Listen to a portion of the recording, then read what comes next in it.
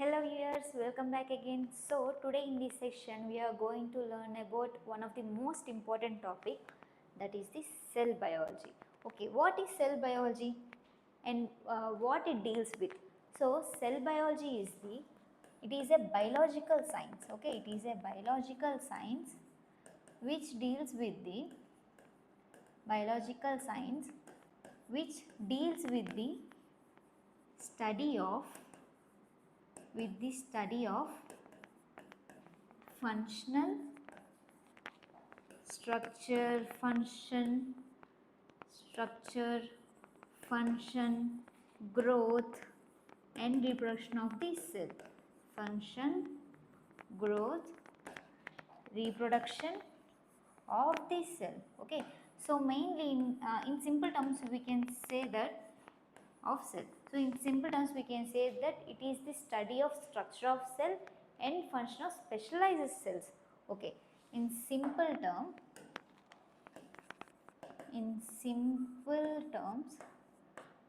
we can say that study of structure of cells and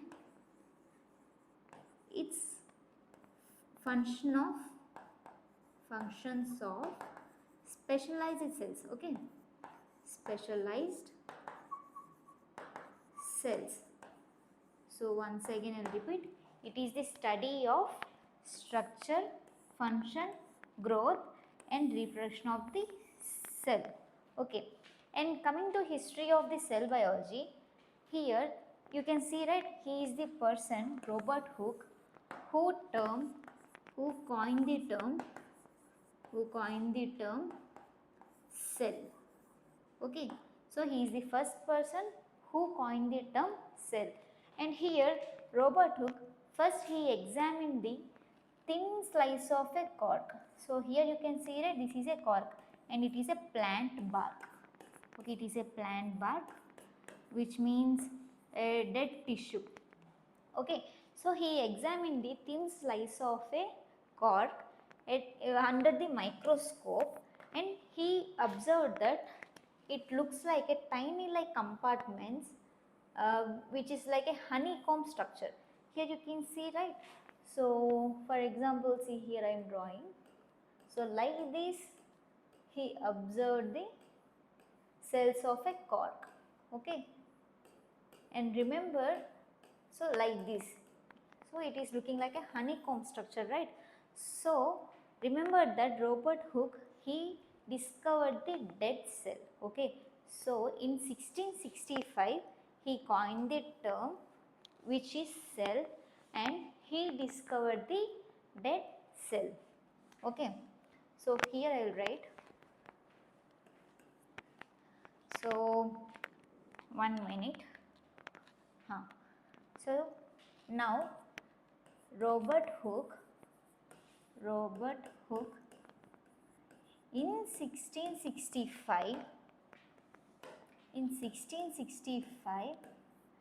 he discovered, or he coined the term cell, and he discovered the dead cell. Okay, dead cell, because cork is a dead cell in the plant bark. Now next coming to Antony Leeuwenhoek. Okay, Antony van Leeuwenhoek. Okay, he was the person, you know, right, he is also known as father of microbiology. So he is also known as father of microbiology. So he discovered microbiology. So he discovered living cells. Example, you can take bacteria, RBC. So he discovered the living cells. Okay, living cells. Example, RBC, bacteria. So these. Okay. So Antony van Leeuwenhoek, he discovered the living cells, and he also observed living organisms in the pond water. This one you remember. Okay. So he also observed that living organisms are present in living organism. Okay, living organisms are present in pond water. Okay, so he was the person who discovered the living cell, and Robert Hooke, he discovered the dead cell. Now coming to Robert Brown. Okay, Robert Brown. Robert Brown. So he was the person who discovered the nucleus. Okay, nucleus in plant cell. Plant cell in the year 1831. Okay, so in the year 1831. Once again I will repeat. So here you can see that Robert Hooke, in the year of 1665, he coined the term cell, and next he discovered the dead cell. Okay, and next coming to Anthony van Leeuwenhoek, he is also known as father of microbiology. Okay, and he discovered the living cells, example RBC bacteria, and he also discovered living organisms present in the pond water.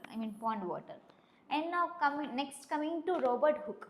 Okay, Robert Brown, he discovered the nucleus in the plant cell, and that too in the year of 1831. Okay, next coming to cell theory. So, okay, history. Okay, 1 minute. So coming to cell theory.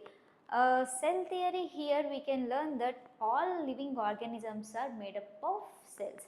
Okay, all living microorganisms or living organisms. So all living organisms are made up of cells. Made up of cells. Made up of cells. Okay. Remember that all living organisms are made up of cells, and this was said by M. Schleden, okay, Schleden and T. Swan. These two are the persons who said that all living organisms or all organisms possesses cell, and they are made up of cells. And in the year of 1838 and 1839. Okay, and next coming to this cell theory. So this cell theory, wait 1 minute, theory, it was further expanded. Okay, it was further expanded by German physiologist, we can say German psychiatrist or physiologist called Rudolf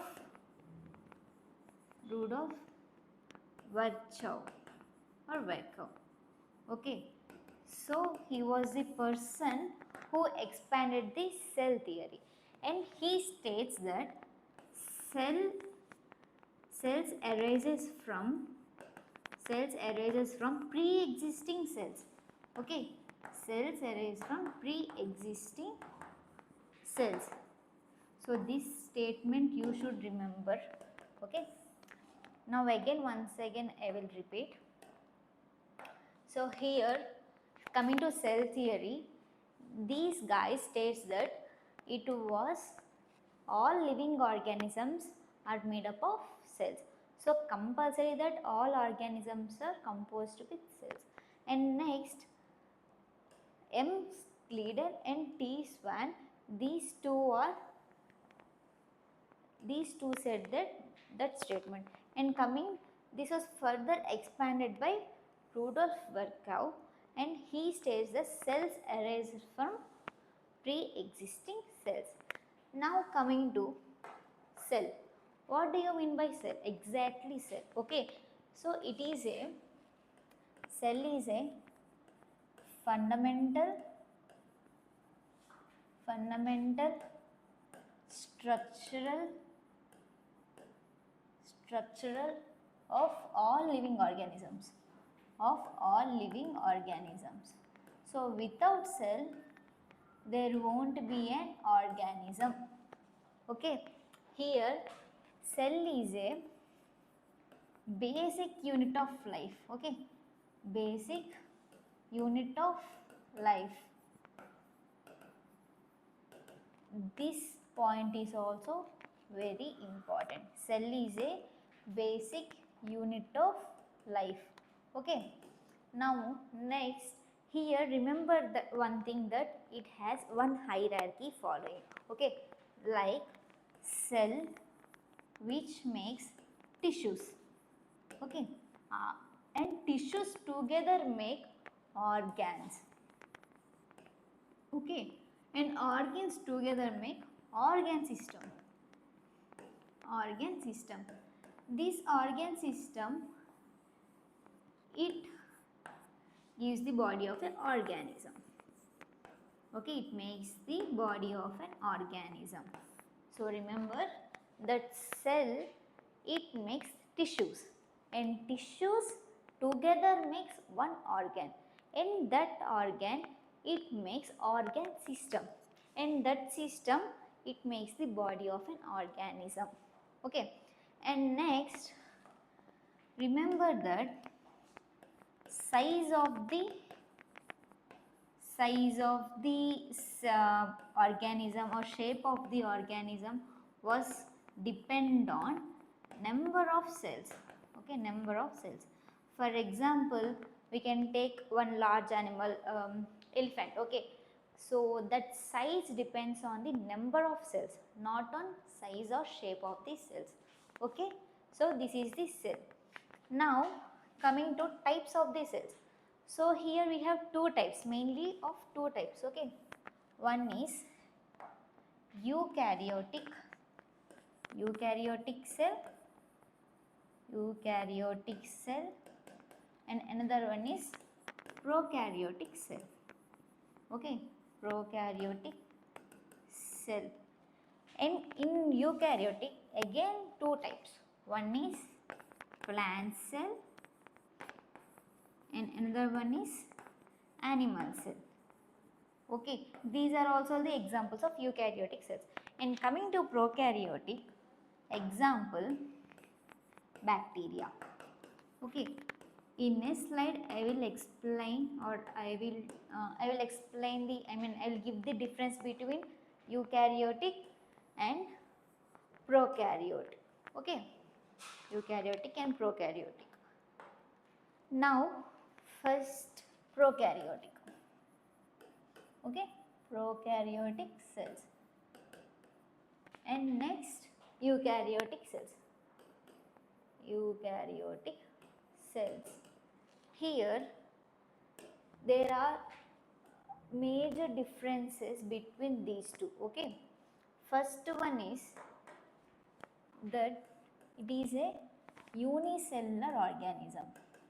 Unicellular organism, that means which has only one cell.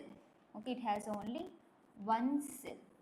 And coming to prokaryotic, this is multicellular organisms. Multicellular organism, which means it has more than one cell. Okay, more than one cell. One cell. Okay, example here we can take amoeba. Okay, amoeba. Here one cell, because one cell is responsible for all activities. Example we can take like nutrition, digestion and reproduction, growth. Everything only one cell can do these all activities. Example amoeba. In amoeba, food is taken by pseudopodia, right? Food is taken by pseudopodia, and this food is digested by food vacuole, and these all food vacuole. So these all activities will be done in amoeba itself. So this is one cell and in one cell these all activities will be done. And coming to multicellular organisms, we can take example as RBC. Okay, just take. So in RBC, what RBC will do?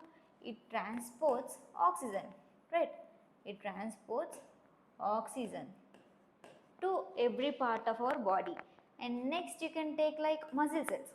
Okay, what muscle cells will do? These muscle cells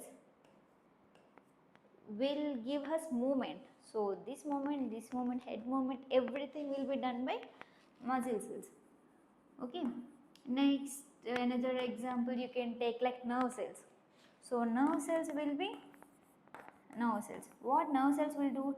It give electric impulses, right? Impulses. So once again I will repeat. In prokaryotic cell it is unicellular organism because it has only one cell, and in eukaryotic cells it has multicellular organisms, that is it has more than one cell. Now coming to next point. Okay, 1 minute, I will erase and so in prokaryotic you can't see the nucleus because nucleus is absent in prokaryotic cell. Okay, 1 minute. So nucleus is absent in prokaryotic cell. Nucleus is absent. Nucleus is absent. And in eukaryotic, nucleus is well defined. Nucleus is well defined. Okay, this is the one of the most important point. Okay, nucleus is absent in prokaryotic and nucleus is well defined in eukaryotic cells. And next, coming to size of the prokaryotic and eukaryotic cell, prokaryotic is smaller than eukaryotic and its size 1 to 10 μm itself. And coming to eukaryotic cell, here size of the eukaryotic cell is larger than 1 minute, larger than eukaryotic cell, prokaryotic cell. So larger compared to prokaryotic cell, that is 10 to 100 μm. Okay. Next, coming to here in prokaryotic, there will be no membrane bound organelles. That means here no membrane bound organelles. Okay, membrane bound organelles. Example we can say like mitochondria, ribosomes. So these all are organelles, cell organelles. So here there will be no membrane bound organelles. Coming to eukaryotic, there will be membrane bound organelles. So here membrane bound organelles are present. Membrane bound organelles are present. Okay, and next in prokaryotic, so these are the main important points. One is it is unicellular, it is multicellular, and next here nucleus will be absent and here nucleus will be well defined, and next it is smaller than eukaryotic cell, it is larger than prokaryotic cells, and here there will be no membrane bound organelles. So remember, here there will be no membrane bound organelles, and coming to here there is present of membrane bound organelles. Now examples. Okay, coming to prokaryotic examples, we can take bacteria. So it is the example of prokaryotic cell, and here in eukaryotic example we can take a plant cell, animal cell. So these all are eukaryotic examples. Animal cell. Okay, so by today we will end up with this topic, that is till up to prokaryotic and eukaryotic cell. In tomorrow section we will learn about plant cell, animal cell. Okay, and in next class we will learn about this membrane bound organelles. So that's all for today's section. Thank you.